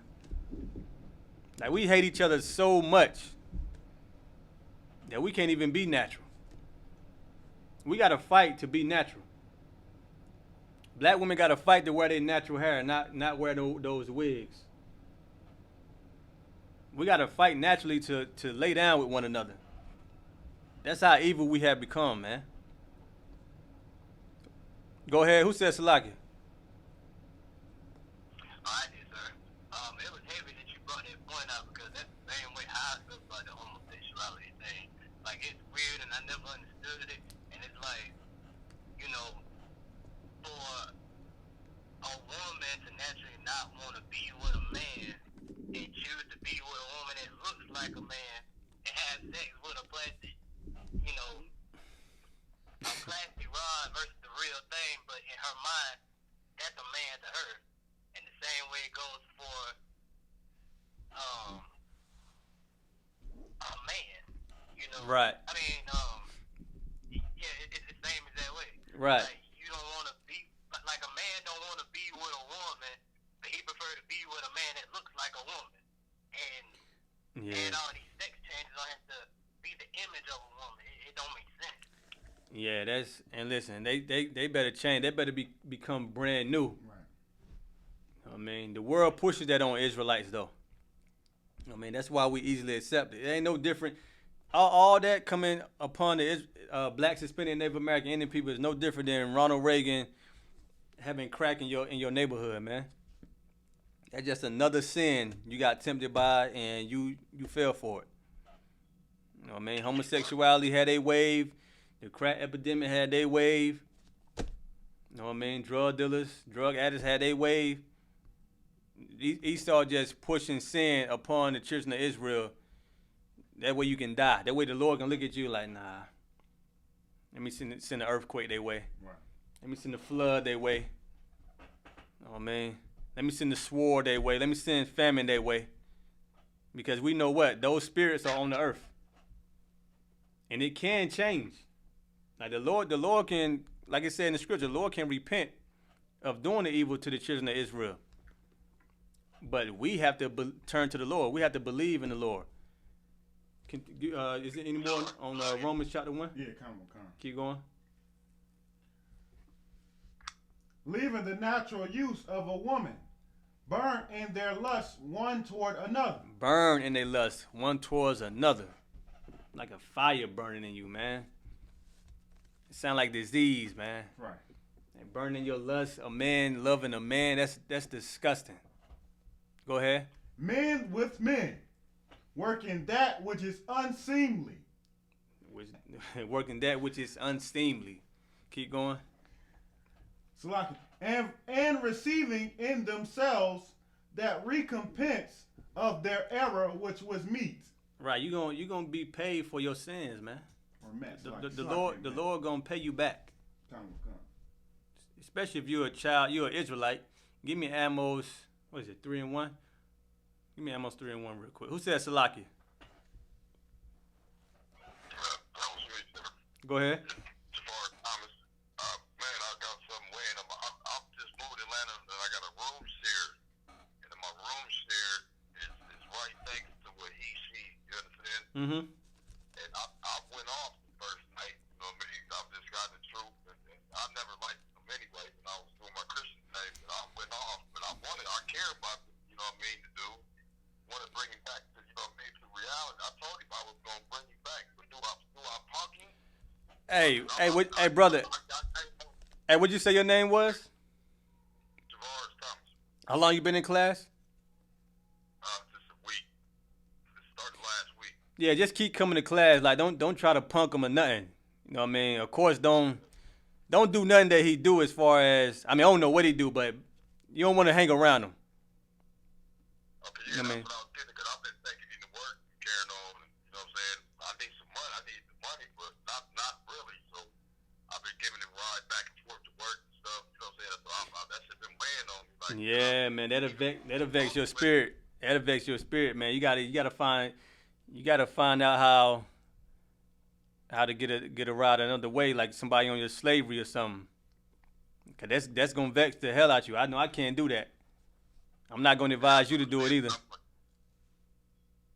so just lightweight back up off the he like that there.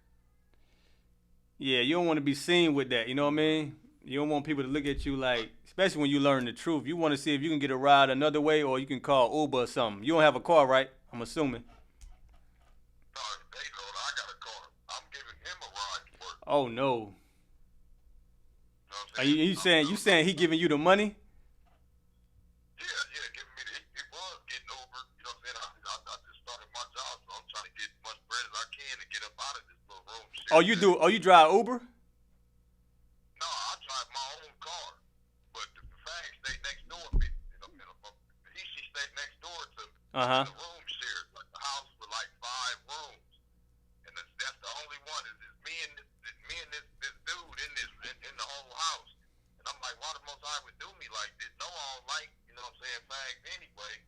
No, don't say that. Don't say that. Don't say the Lord. Don't say the Lord. Don't blame the Lord for anything. You know what I mean? Be happy that you got a second chance, so you don't want to blame the Lord for nothing because you discussed it. You discussing to the Lord right now. You trying to change your life. The Lord ain't trying to change for you, so you don't want to say that. You know what I mean? But go ahead. I was saying that I said the Lord, no, I don't like him, period. You know what I'm saying? I never did when I was, with the Christians and everything. I always, shit make me mad. So like I said, my first day when I met him, I went on. Let me ask you this: Will you take a person who shot somebody before? Will you drive him? Will you drive a murderer to work? Yeah, right. Yeah, like you would drive a sinner. You drive a sinner to work, right?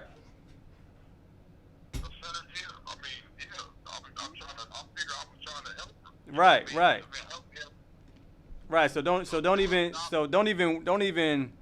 don't even worry about that as if, I mean, you're not sleeping with him, so don't even worry about that because that's no different than, you know what I mean, a person, another sinner.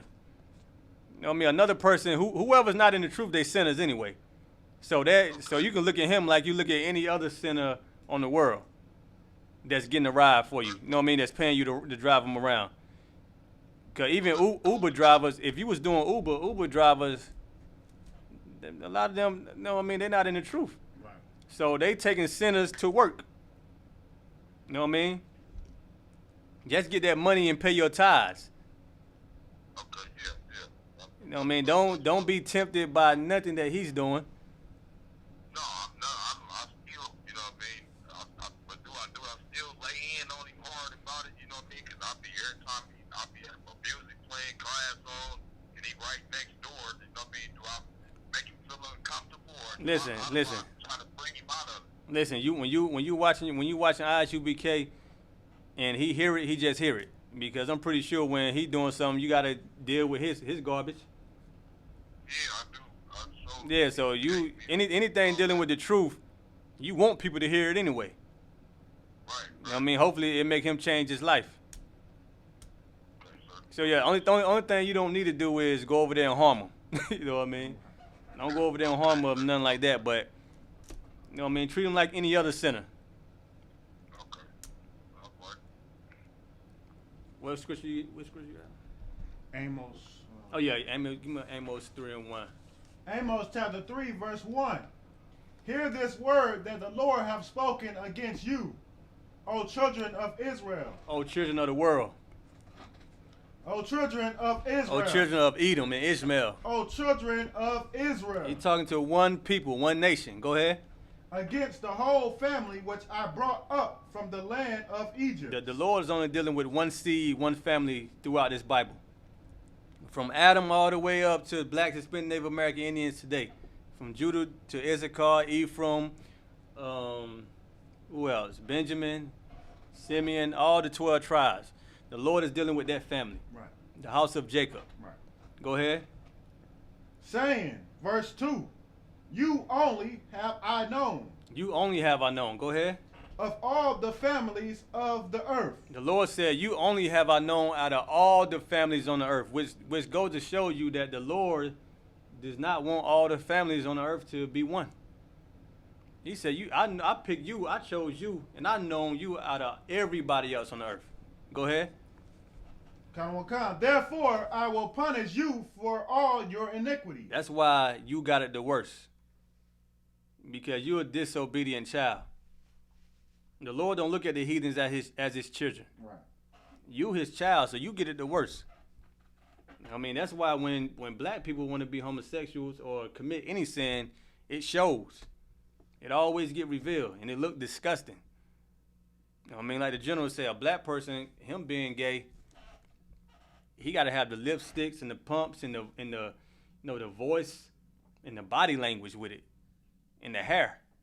Esau being a homosexual, what he do? He being he being a tie in a business suit, a billionaire. Negroes, it look ugly on blacks, Hispanic, Native American Indian people, man. Right. It look like you curse. You know what I mean? Go ahead. It's like the gay dude running. Hold on. Let the brother go ahead.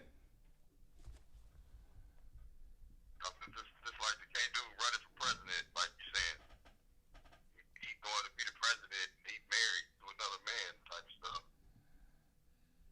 What is he? He's an Israelite? No, you said like the other. Oh yeah. I see what you're saying. Yeah, exactly. The president. You know what I mean? He could Esau be a homosexual and he become the president. A black man, he's selling you bundles of hair. He painting your fingernails. It's disgusting, man. That just goes to show you that the Lord, he's dealing with you, man. And he's punishing you for it because everybody know, like we hear about homosexual getting diseases, we number one in all the diseases. Meaning black people. Esau, Edomites, they been homosexuals. So why they don't have diseases? Why diseases is not number one amongst Edomites? Right. Because the Lord said what? Read that again. Come will come. You only have I known of all the families of the earth. Therefore I will punish you for all your iniquities. Because the Lord is punishing us for our iniquities. You know what I mean? That's why.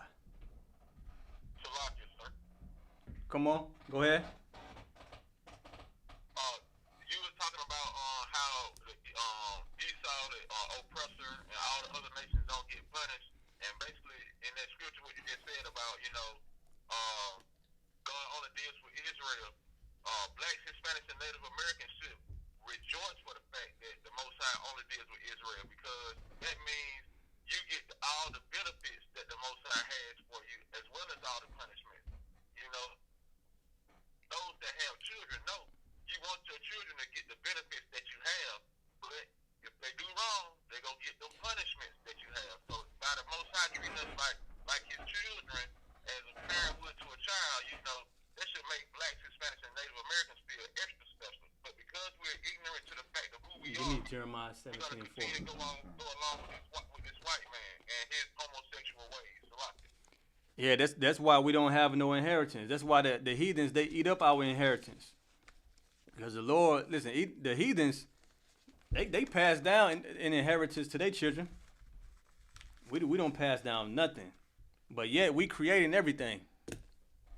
You know what I mean? You number one in everything. You got all these inventions. Your kids in poverty. Your kids mentally destroyed. And everybody else, you're looking around, you're like, damn, how they prospering on earth?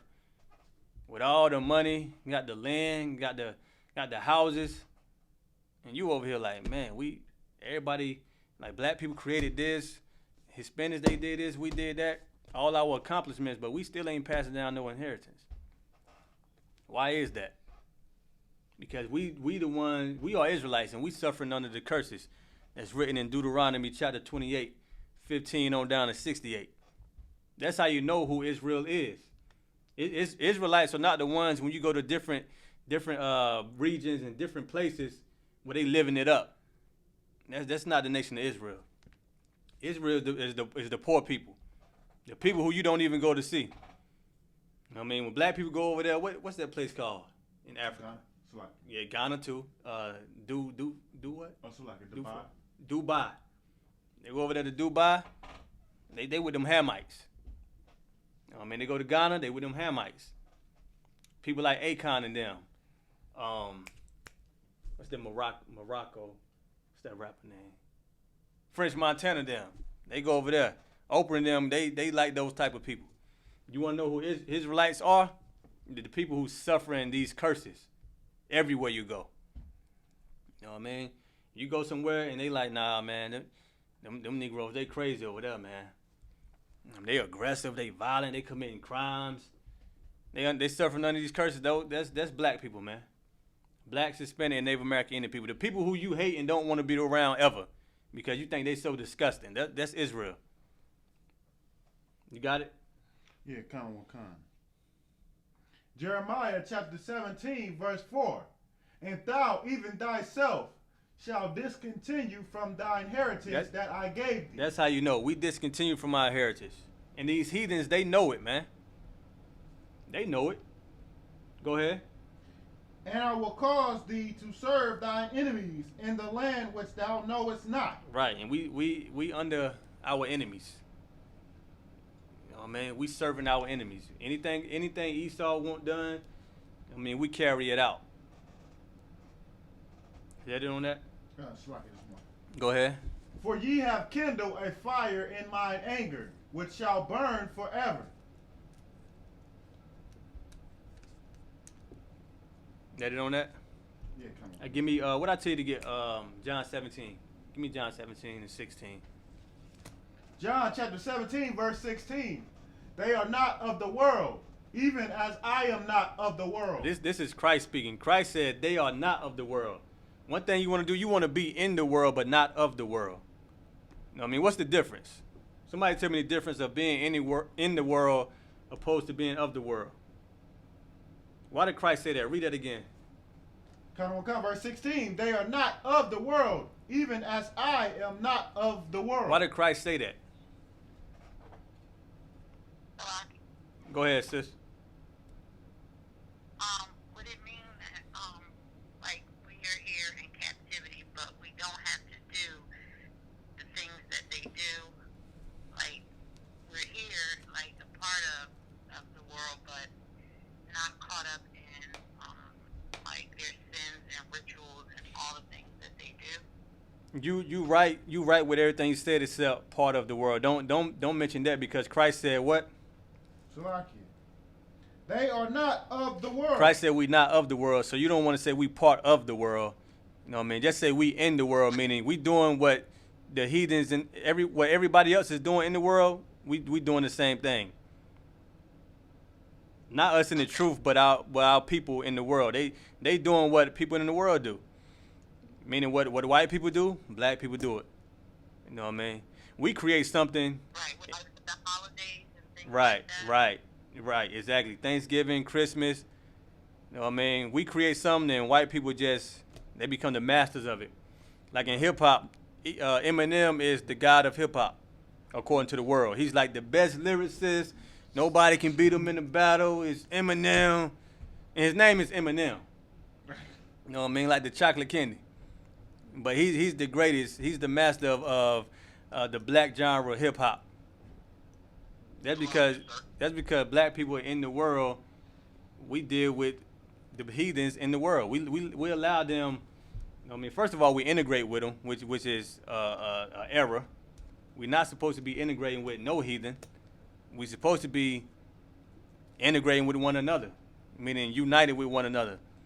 You integrate with somebody, the people who's ruling over you, they're going to remain in power. Black people want to integrate with white people, and we don't have no power, no authority of nothing. Not even the things we create. Right. So Esau just look at that like, okay, I'm going to take over this. I'm going to take over that he owns. I'm going to take over that. And now you got Eminem and Elvis controlling everything you created. Who says Salaki? Salaki, sir, this young man with us. Go ahead. It's so heavy that you say that. My mother, she's in the world, you know what I'm saying, and when she was, doing her works and all that, she was working for the polling office, the voting place, and she was over the polling office, and she controlled, who worked there and who did what, and this, that, and the third in the polling office.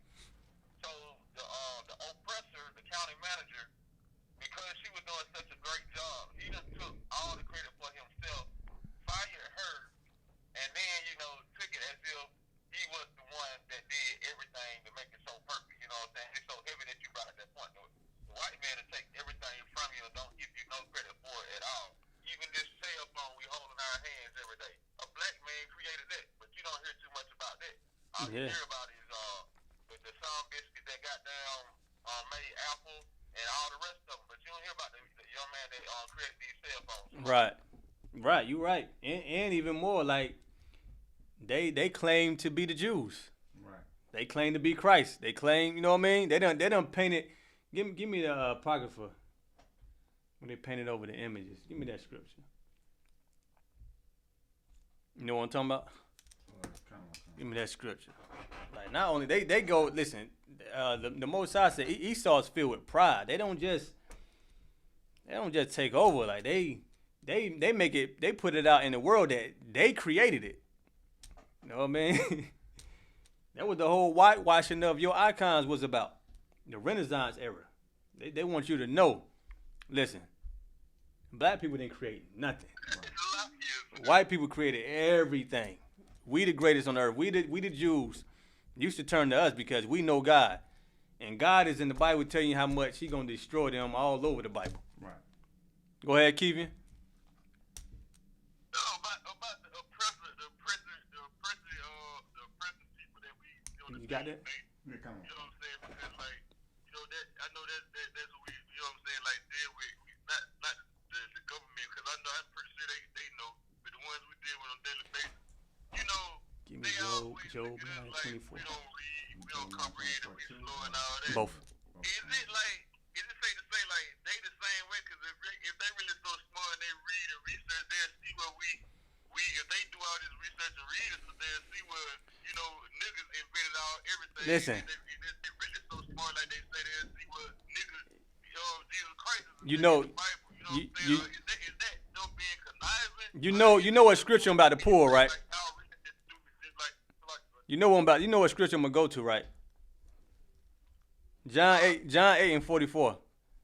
I ain't gonna tell nobody to pull it, but you know what that say, right? your father the devil. Right. They the devil. Like that's their purpose. They gonna lie about everything. He lied to Eve in the garden. He lied about murdering Abel. He lied about everything that we created. He lied about being the Jews. That's they spirit, man. Right. That's their spirit. That's their job, man. They not supposed to make you look at yourself like you great. They supposed to make you look at them like they the master and you the slave forever. Right. That's their job. That way, when you only can achieve a position under them, they got to be the greatest, the ones who get glory on the earth, not the Most High. You got to be looked at as the slave and the subservient. You know what I mean? They ain't about to give you no credit. That's why Eminem is the greatest rapper. Eminem is the greatest rapper of all time. Go ahead. Please stop saying Eminem the greatest rapper of all time. You Don't. got a lot of dogs with Big Boy and Andre 3000. Don't say that no more. Don't tell me not to say it. That's what the world think. I share the thought of the world. That ain't Jeremiah saying nothing. Mm-hmm.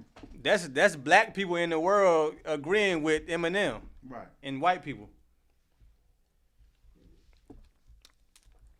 You know I'm in the truth. I don't agree with nothing they talking about, but Right. that was sarcasm. Go ahead, you got a scripture? Come on, you want the apocryphal? Yeah, give me the one. Give me the one. Out of the Apocrypha, 1 Maccabees chapter 3, verse 48. And laid open the book of the law, wherein the heathen has sought to paint the likeness of their images. They lay open the book of the law, and the heathens they did what? Has sought to paint the likeness of their images. Start to paint the likeness of their images. You got the Chinese guy, Japanese guy, East Indian guy, Allah. You know what I mean? Christianity God, white Jesus, the white Most High, the white angels. You got all these heathens. They got their own God. They painted their own image of God in Christ, the Savior, and all that. Go ahead. That was it on that. Read that one more time. 1 Maccabees chapter 3, verse 48. And laid open the book of the law. And they lay open our book, though. They lay open the book of the law, which is our book, the Bible. Right. And then they did what? Wherein the heathen has sought to paint the likeness of their images. They sought to paint the likeness of their images, man. They sought it out, and they painted the likeness of their images. Right. Man, Christ ain't black. Right. He white. Right. Christ ain't black. He olive. He Middle Eastern color. He ain't black though. He anything but black. They painted their image. So like, it's just funny when you say olive. Every time I hear olive, it makes me chuckle because I like olives and olives is black. Yeah, but listen, they not talking about the black olive. Right, kind of what kind. They talking about the one that ain't black. You know what I mean? Give me Job 9:24. Kind of what kind. Job chapter 9 verse 24. The earth is given into the hand of the wicked. The earth is given into the hand of the wicked because us blacks, Hispanic, Native American, Indian people, we don't want to be righteous and royal and, you know what I mean, kings and priests and princesses on the earth. The Lord is giving us Easy way to rule the earth, man. Right. Now, he giving you the earth. Like, rule.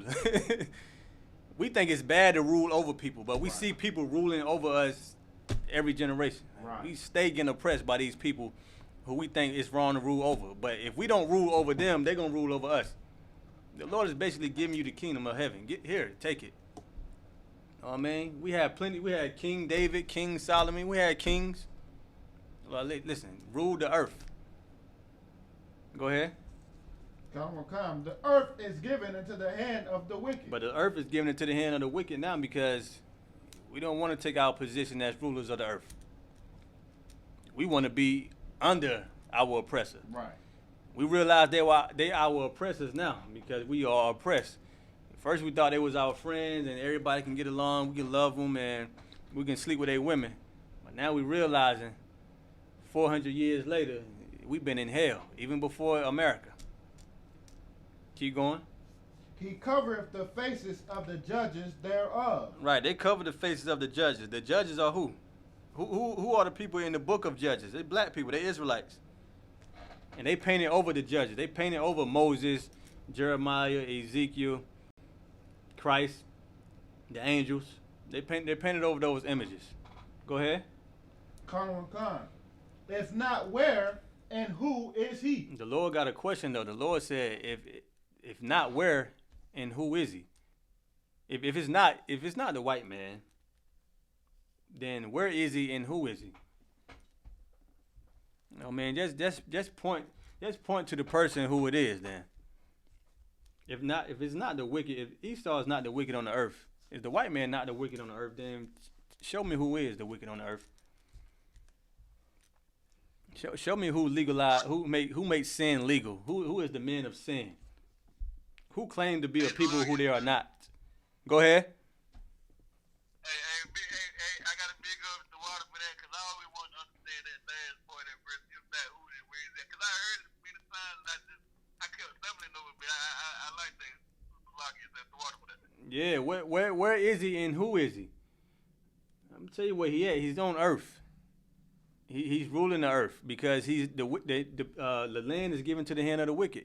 The Lord is telling you that the wicked is ruling the earth right now. It's Esau. He painted over your images. He's not the Jews. Matter of fact, give me that in Revelations. Go ahead. 2 and 9. Go ahead.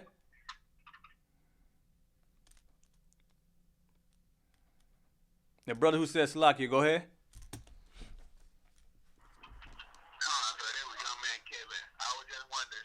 Chime in on what you were saying about, about the wicked ruling and, our frame of mind about it.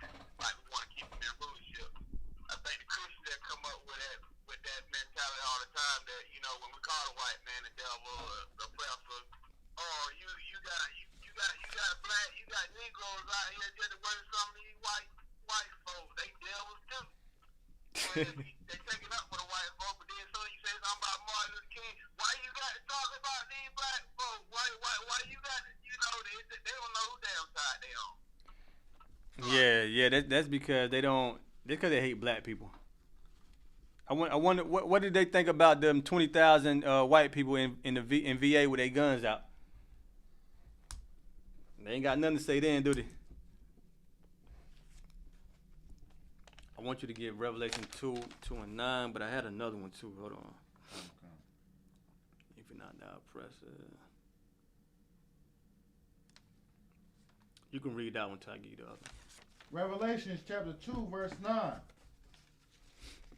I know thy works and tribulation and poverty, but thou art rich. And I know the blasphemy of them which say they are Jews and are not. The Lord said that it's blasphemy for them to claim that they are Jews and are not. It's disrespectful. Go ahead. Come. But are the synagogue of Satan. Synagogue of who? Of Satan. They the house of Satan, man. Give me, let me see. Give me, type in, be not envious of your oppressor. Not the one in Proverbs, it's another one. Go ahead.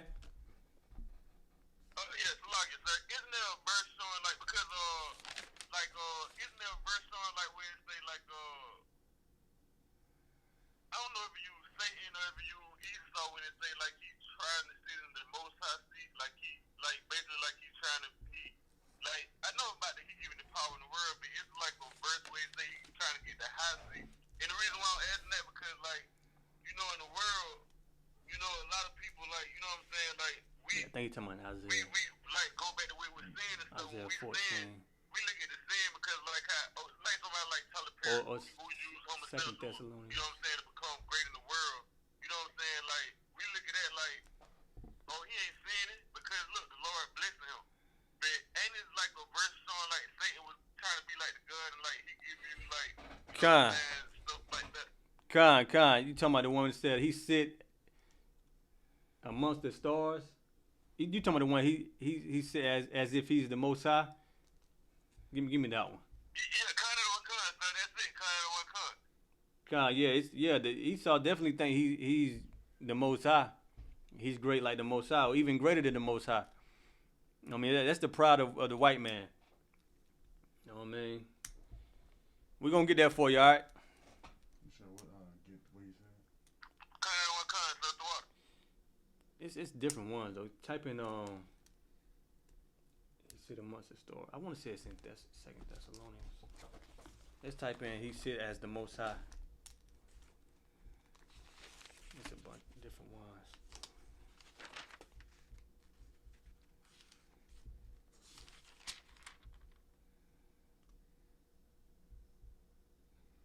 Where, Isaiah 14 What that one say? with the I will ascend into heaven. I will exalt my throne above the stars of God. What else after that? I will sit also upon the mount of the congregation in the sides of the north. Keep going. Verse 14, I will ascend above the heights of the clouds. I will be like the Most High. Yeah, that's one. Yeah, read that one. That's one of them. All right, count. Isaiah chapter 14, verse 12. How art thou fallen from heaven, O Lucifer, son of the morning? How art thou cut down to the ground, which didst weaken the nations? Verse 13. For thou hast said in thine heart, I will ascend into heaven. I will exalt my throne above the stars of God. I will sit also upon the mount of the congregation in the sides of the north. Verse 14. I will ascend above the heights of the clouds. I will be like the Most High. He will be like the Most High. You talking about that one, Kevin?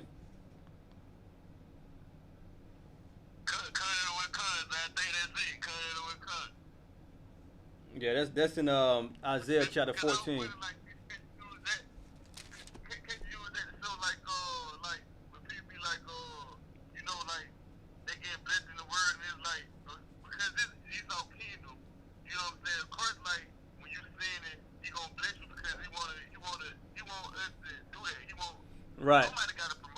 Right. Right.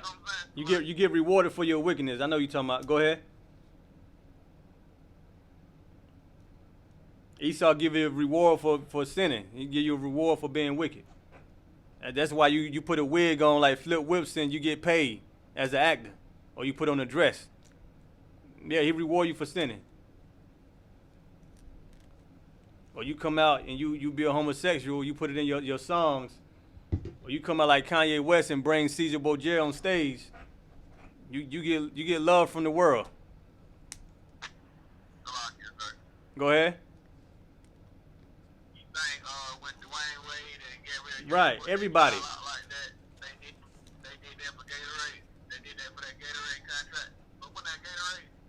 I'm not sure, but any Israelite that's committing sin in the world, Esau gonna reward you for it. Right. Martin Luther King integrated black people with white people. He got Martin Luther King Street all over the earth. I mean, Negroes growing up saying they from where? MLK Street. I mean, he got a statue because he's not serving the Lord. And that goes to show you that the Lord is not with America. Because everybody would know how to glorify the Most High, no matter where they at and who's ruling over them. Now, Israelites, we've been in captivity for a long time. And you read these stories in the Bible, the book of Daniel, the book of Ezekiel, these are Israelite not ruling. You know what I mean? They in captivity. They being ruled over, but they still glorifying the Most High. You don't see no Ezekiel street, do you? You don't see no Daniel street, but you do see them. You do see them in the Bible, though. I mean, they name live on forever because they did what was right. Now you do wicked, your name gonna be in the wicked place forever. Now MLK, he gonna always have a name in Esau society because he was a sellout. But in the kingdom of heaven, you ain't gonna know who no MLK is. You ain't gonna know no Malcolm X. You ain't gonna know no Marcus Garvey. None of them. Go ahead.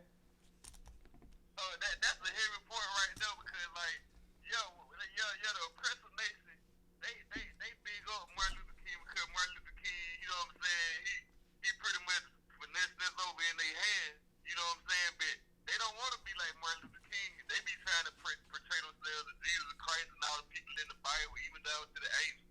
But they don't want to be, you know what I'm saying, they portray themselves like them, but they big up Martin Luther King because he gave us over, but they don't want to be like Martin Luther King. They want to be the people in the Bible.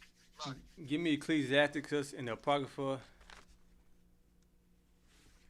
You right, Brother Kevin. Give me Ecclesiasticus. Give me 39 and 16. Let me see what that says.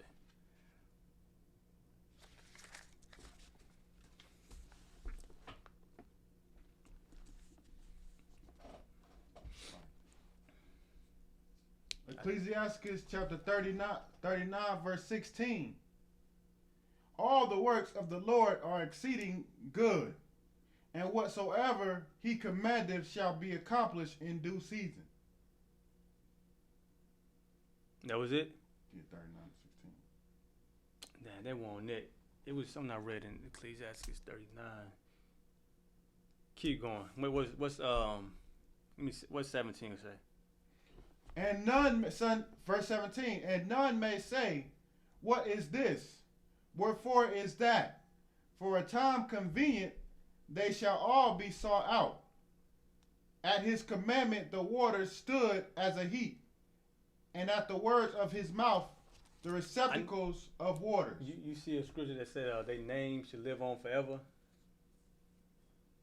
You should say something about their name live on forever. See if you see that in one of them. Let's see.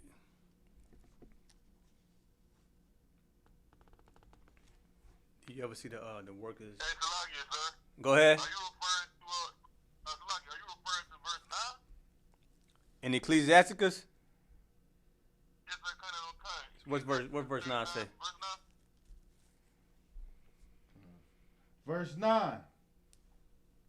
Many shall commend his understanding, and so long as the world endureth, it shall not be blotted out. His memorial shall not depart away. Hey, that's it, the water. Start at the top again. Verse 9. Many shall commend his understanding, Mm-hmm. and so long as the world endureth, it shall not be blotted out. Right. You be a real man of God. You gonna be like the prophets in the Bible. Like Ezekiel, Isaiah, Jeremiah, them. It said your name not gonna be blotted out. Your understanding and what you stood for is never gonna be blotted out. Go ahead. His memorial shall not depart away. His memorial should not depart away. You're gonna remember him forever. Just like wicked Israelites, they know about Martin Luther King. You know what I mean? They believe Martin Luther King's dream came true or it halfway came true or whatever. You're gonna remember the priest and prophet of God, the men who serve the Lord, you're going to remember them forever. You thinking that you're doing the work of God and it's not going to be remembered. You don't know what the Lord's setting up for you. Dying in his name, coming back. You know what I mean? You don't know what the Most High got, your reward. You know the kingdom of heaven is coming, but you don't know. Ain't no telling what the Lord will bless you with. Go ahead. And his name shall live from generation to generation. And your name, your righteous name, gonna live from generation to generation. You know what I mean? That means everybody gonna know you. Just like you reading the Bible, everybody know about Christ. Right. You know what I mean? Everybody know about the book of Genesis. They know about Moses. They know about everything in the Bible. Go ahead.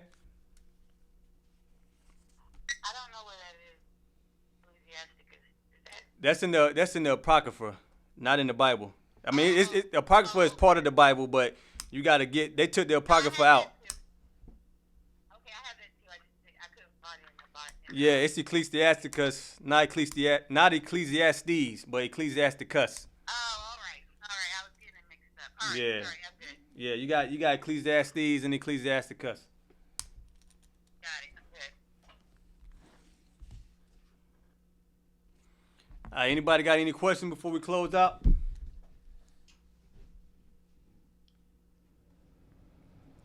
If any sister, the school is looking for 40 sisters, you know what I mean, to help attend, you know, the Passover, to help out with the Passover. So any sisters, I already know I got Madana and Sister Tammy. Any other sisters that want to help out in the Passover, just let me know, all right?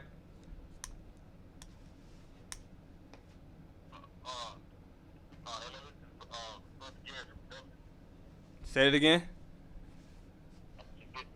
Out of Dublin, Georgia. Okay.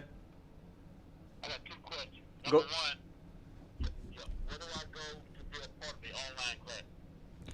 The online classes, you go to I.S.U.P.K Atlanta on Facebook. You know what I mean? You like our page. You go to Instagram, ISUPK_ATL. You writing it down? Yeah. And on YouTube, we are No Cowards Atlanta. You go subscribe to our YouTube, No Cowards Atlanta, and ATL No Cowards, either one. But No Cowards Atlanta is the one we got the most subscribers. And secondly, tithes. How do I get my tithes to? You go to ISUPK.com, and they should have like a PayPal where you can pay your tithes. You say your name Gary? Yes. And you out of what part of Georgia? Dublin, Georgia. Dublin, Georgia. Okay, we got you. Thank you. Should I be doing that? Hold on, sis. Hold on, sis. It was another brother that had a question before the sister. Oh, sorry. Yeah, I just wanted second the precept, man, about when we were talking about how the Most High punish us worse, like being homos and stuff. Like when he said, when the Father chastises his own, I want that verse. You want the verse with the father correct his son, or correction is love? Yeah, like it said something like the Father chastises his own. You know what I'm saying? Like, you were saying like how we get punished worse being fagged and all that. I mean, Amos 3, 1 and 2 was a good one, but we're gonna get the other one for you. Amos 3, 1 and 2. Yeah, I got that one. Yeah. Slide would be Hebrews. Slide if I could. Yeah, what did it say? Would it be Hebrews 12 and 6? Read that one. Hebrews chapter 12 verse 6. For whom the Lord loveth, he chastiseth. Hebrews 12 and 6. Appreciate it, bro. Sis, go ahead. I just wanted to be clear. Should I be going to those classes too, or what should I be doing? Are you talking about the online? The online? Yeah. Yeah, you subscribe to our channel. You know what I mean? You'll get the broadcast live. Okay, I think that I am, but I think that you were mentioning that I had to start with the classes and signing in to get a name and to what. Right, you gotta we take attendance. You know what I mean? I'm gonna have the brother read the security announcement in a minute, but we take attendance. That way, after 90 days attending classes, you get your Hebrew name. So you do want to, you know what I mean, put your name down and what city you're from. Classes, Right. right? All right. Anyone else? Thanks a lot, you, sir. Go ahead. It's Ecclesiastes chapter 11, verse 8. I think you had, you was trying to call out another one, but you had mentioned this one, and I had read it when you called it out. Could you, do you mind breaking that down? Which one? What verse? Ecclesiastes 11, chapter 11, verse 8. No, we went over that one. It was actually 8 and 11. It was 8 and 11, not 11 and 8. Yeah, but I had had read verse 11 and 8. Oh, 11. That Oh, was- okay. break that down real quick. Okay, let me record gonna pull it real quick. Matter of fact, Kevin, you go ahead and read it. You go ahead and read it. Ecclesiastes chapter 11 verse 8. But if a man live many years and rejoice in them all, yet let him remember the days of darkness, for they shall be many. All that cometh is vanity. It said, "For a man live many days and do what?" But if a man live many years and rejoice in them all, Okay. yet let him remember the days of darkness, for they shall be many. All that cometh is vanity. Right. The Lord saying you remember them bad days. The darkness is the evil. You know what I mean? It's because evil is. Go ahead. Oh, okay, so that's not saying like how a lot of people be like back, how we be fortunate in the world and we just be living a good life, so to speak, and we just be doing what we want to do. That's not saying like, okay, now you been rejoicing and living good your whole life. Now remember all them days that you was out there when you living your life, you was committing sins against me. Basically, like how you go back into the verse that you brought out when a sinner don't get punished right away. The Lord bringing that at the end of the day. It could be that, but I had to get the full context. I had to read the whole chapter to see what it's about. You know what I mean? I'll get back with you on that, all right? I'll get back with you on that. Okay. Anybody else? One more out of Dublin. Go ahead. Is it safe to say that all the fields we talked about earlier have already now been opened and placed upon the earth? Yes. Talking about the spirit of the four horsemen? Yes, sir. Yes. They all on the earth right now. Thank you. Anyone else? With that, go ahead. Oh, my bad, man. No, you go ahead. Real quick, I just got a question about the Passover. What I want to know is it possible to, because I don't know anybody in New York, but I do want to attend. Is it possible if I can drive down there to Atlanta, like maybe a day or two before the Passover date? Is it possible? Where you from? I'm in Thomasville. I'm 3.5 hours away. Georgia? Yeah, in Georgia. What's your name? Xavier. Okay, just give me a call after class, all right? Okay. What's a good number to call?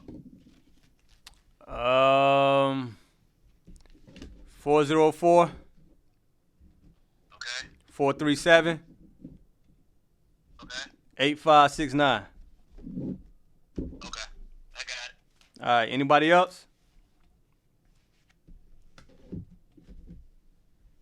With that, I'm going to pass the class over to Officer and Priest Ricard Karab.